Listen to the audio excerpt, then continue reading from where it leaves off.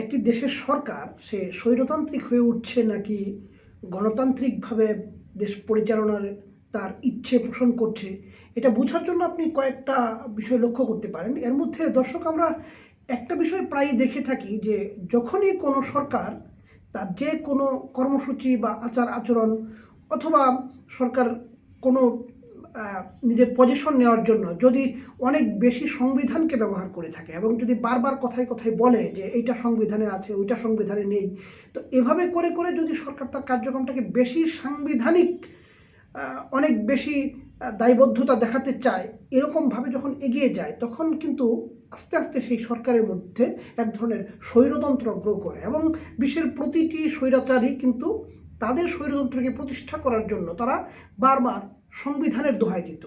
আমাদের বিগত ফ্যাসিস্ট সরকার তাদের তিনটি ভুয়া নির্বাচনের জন্য কিন্তু সংবিধানকেই তারা দোহাই দিত।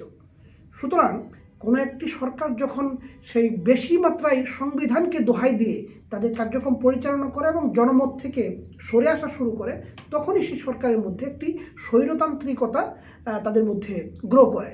কিন্তু এই উপমহাদেশে আবার সেইখান থেকে ফিরে এসে পপুলিজমের উপর বা এই যে গণমানুষের আকাঙ্ক্ষার উপর ভিত্তি করে সিদ্ধান্ত নেওয়াটা এটাও একটা বিপজ্জনক।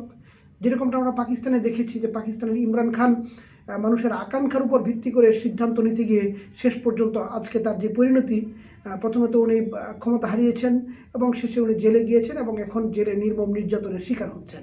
সুতরাং স্বাভাবিকভাবেই হয়তো গদি টিকিয়ে রাখার জন্য অনেক সরকার সাংবিধানিকতার দোহাই দিয়ে স্বৈরাচার হয়ে ওঠে এবং পরিশেষে নির্মম পরিণতি ভোগ করে।